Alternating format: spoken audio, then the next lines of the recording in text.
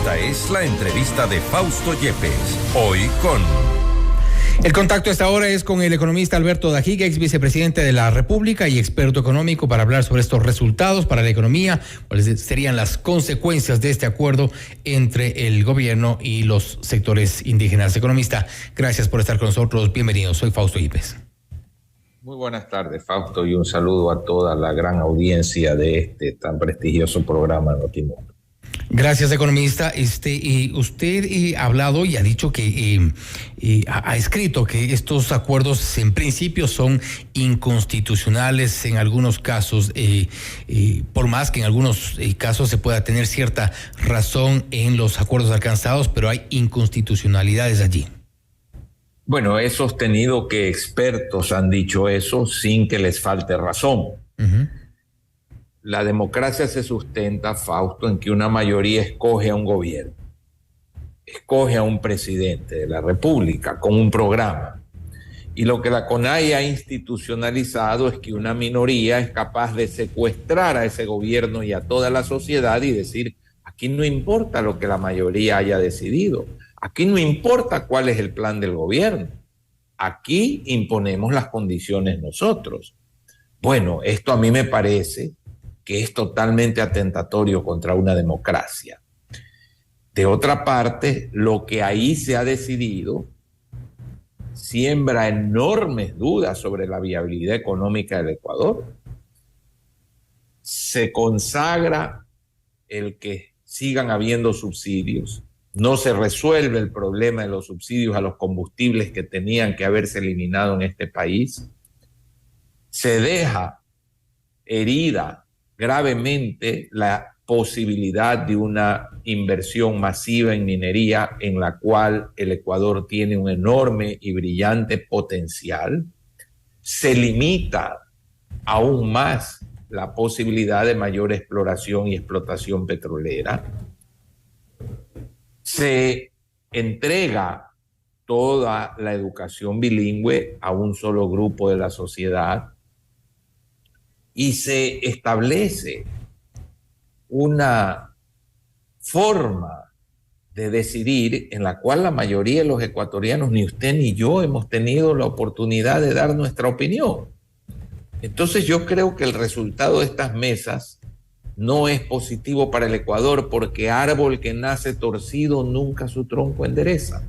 Si las mesas del diálogo son la resultante de un acto o de una barbarie como la de mayo de este año, o la de junio de este año, o la que ocurrió en octubre del 2019, jamás esas mesas de diálogo pueden ser beneficiosas porque nacen de delitos, nacen de atropellos a la sociedad, nacen de pedir impunidad y lograr impunidad por delitos flagrantes cometidos ante toda la sociedad. Ahora, economista, usted ha planteado que esto de alguna forma garantiza la destrucción de la economía del Ecuador, pero no obstante, ahí en estas mesas de diálogo hubo técnicos, hubo gente del gobierno que estaba consciente de lo que hacía, consciente de a qué acuerdos llegaba, consciente de qué opciones y hasta dónde se podría abrir estas posibilidades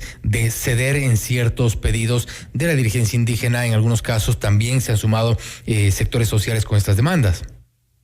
Bueno, cuando a usted le secuestran un hijo, Fausto, usted puede acceder a cosas, usted puede acordar cosas que no las acordaría jamás en situaciones normales. Pues aquí no se está negociando, se está pagando un rescate. Esta es la diferencia entre dialogar y estar en una mesa de negociación de un rescate. Si la amenaza es nos vamos a otro paro que pulverizaría el Ecuador, estamos no ante el diálogo de expertos o la opinión de expertos, estamos ante una amenaza. Y esto es lo que ha sucedido. Y en este caso estamos frente a un gobierno que se deja manipular, que se deja presionar, que ha permitido esto que usted considera como un secuestro. ¿Es un gobierno tan débil como para haber caído en este juego? Fausto, estamos ante una sociedad indolente también. Yo recuerdo que en el año 2019, cuando fui a la ciudad de Quito luego de los terribles episodios de octubre y vi la ciudad de Quito, sentí un dolor profundo. Fui a la fiscalía como ciudadano y puse una denuncia contra el señor Jaime Vargas. ¿Qué sucedió? Que el señor Vargas dijo que él necesitaba traductor, que su lengua no era el castellano. Y eso quedó en nada. Dígame usted, ¿qué hizo la Asamblea? Le dio amnistía a todos los que participaron en los hechos del año 2019. Y esto quiere decir que el gobierno ha sido débil, que el gobierno no anticipó lo que se venía. Sí. Y el resto de la sociedad, Fausto. Puedo preguntarle, los líderes políticos han salido a decir que esto es una amenaza a la convivencia democrática, a la legalidad y a la institucionalidad. No, no han salido a decir eso. Líderes políticos y partidos políticos y quienes están en la Asamblea Nacional, nos referimos a 137 asambleístas, han asistido como testigos silenciosos, mudos sobre lo que ha ocurrido en el país, sobre este aparente silencio de toda la institucionalidad. Así es, Fausto. Si no, dígame usted ¿quién ha ido a poner denuncias? ¿Quién ha pedido sanciones? Los partidos políticos no lo han hecho porque están con el cálculo de las elecciones de febrero.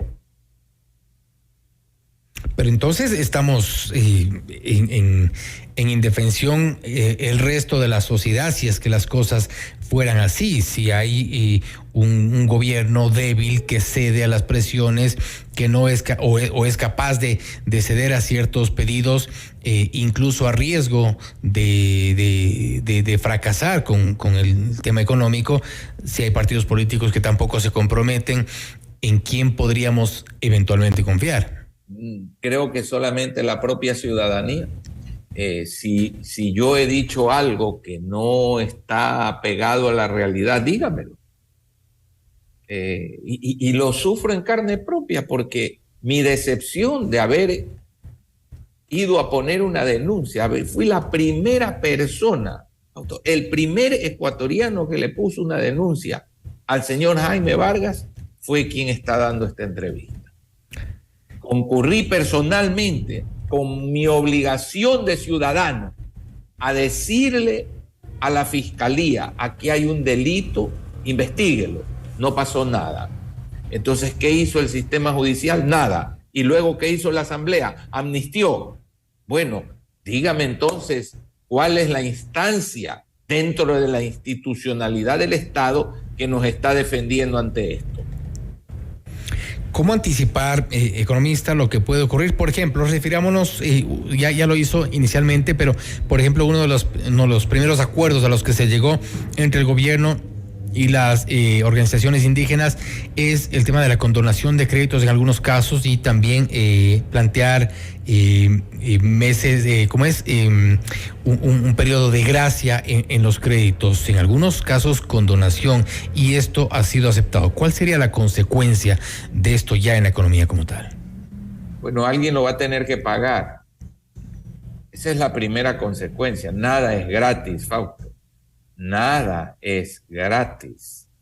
Alguien lo tiene que pagar. Esa es la primera consecuencia. La segunda es, si yo debo y armo un escándalo, no pago. Y la cultura del no pago es terrible en una sociedad. Porque los dineros, cuando una institución crediticia presta dinero, no son del banco, son de los depositantes esos recursos. Cuando un banco entrega $100 de préstamo, $10 son del capital del banco y 90 de los depositantes. Esa es más o menos la proporción. Entonces, cuando uno dice condonamos, bueno, 90% del dinero es de los depositantes, Fabio. Así no puede subsistir una sociedad. Esto es realmente muy, pero muy complejo, y todo lo que se va acordando tiene aspectos cuantitativos y aspectos cualitativos. Sin duda. Aspectos financieros y aspectos que tocan el fondo de las realidades, las actitudes frente a las realidades. Sin duda, una de las partes más complicadas, uno de los temas más complicados en estas mesas de diálogo fue la focalización del subsidio a los combustibles, por un lado, y se ha dicho históricamente la necesidad de eliminar los subsidios, pero si los sectores sociales y en este caso los sectores indígenas han peleado porque se llegue a este punto medio que podría ser la focalización del subsidio. Esta no es de alguna forma una salida, o al menos poder ser considerado como un primer paso a ese camino que parece inevitable, que es la eliminación de los subsidios. Obviamente la focalización la hemos mencionado muchos ciudadanos durante mucho tiempo. Es el camino correcto. Pero, por ejemplo, el gas no se lo quiere tocar. A los pobres no les llega ni el 15% del subsidio al gas. 850 millones de dólares se queman regalándoselo a clases medias, medias altas y a los contrabandistas. El gas ecuatoriano se vende hasta en la frontera norte de Chile por el precio tan barato que tiene. Esta es la realidad del Ecuador. Es en cuanto a los subsidios. Y lo otro que habíamos mencionado, por ejemplo, en el tema minero y petrolero, esta moratoria ya se había analizado, inclusive en el momento que se discutía la propuesta por parte del sector indígena, es esta especie de doble discurso entre el pedido de que se suspendan se declare esta moratoria minera y petrolera, y por otro lado, evidentemente, lo que hablamos de los subsidios, y cómo llegar a algo que no sea tan que no tenga consecuencias como las que usted ha advertido. Bueno, la gran minería no es la que pone en riesgo el medio ambiente. A esa se la puede controlar, se la puede multar, se la puede fiscalizar. Es la pequeña minería informal la que coge una retroexcavadora y se la lleva después a otro lado, la que no tiene control. Pero mucha de esa minería también está controlada por mafias que son parte, tienen conexiones con la minería formal. Totalmente, mafias. Mientras que la minería formal de grandes corporaciones es visible, controlable, auditable. Y a esa es a la que se le está ahuyentando, Fausto. A esa es a la que se le están poniendo obstáculos. Realmente penoso, porque el potencial minero del Ecuador es gigantesco. El gobierno no anticipó lo que puede venirse. Hay solo cálculos electorales aquí. El gobierno no anticipó. O en el caso del gobierno no electorales, pero seguramente cálculos para al menos sostenerse. No calculó lo que podía ser la protesta, subestimó la capacidad de organización que tienen movimientos que están claramente infiltrados. Y lamentablemente el gobierno ha cosechado un deterioro de ya 15 años de las fuerzas policiales y militares, destruidas en su moral, destruidas en sus servicios de inteligencia. Todos sabemos por quién o por quiénes. Una gestión, en resumen, ineficaz por parte del gobierno, y esto tomando en cuenta también que hay ya anuncios de posibles movilizaciones para noviembre. Yo creo que en esa materia no ha habido la gestión correcta. Como en muchas de las acciones del gobierno. Bueno, los gobiernos se equivocan. Lo importante es rectificar. Ojalá se rectifique. Pero ciertamente ha habido errores, Fausto. Esperamos que haya... Es incuestionable que ha habido errores. Y esperamos, creo que todos, que haya las rectificaciones del caso, porque seguir de movilización en movilización y esperando nuevas amenazas, pues creo que no le hace bien a nadie. Economista, gracias por haber estado con nosotros. Gracias a usted. Gracias. Ha sido el economista Alberto Dajiga, ex vicepresidente de la República y experto económico, hablando sobre los resultados para la economía a propósito de los acuerdos entre el movimiento indígena y el gobierno. Advierte consecuencias que no serían las deseables producto de estos acuerdos, principalmente en el plano económico. Esto es Notimundo Estelar, siempre bien informados.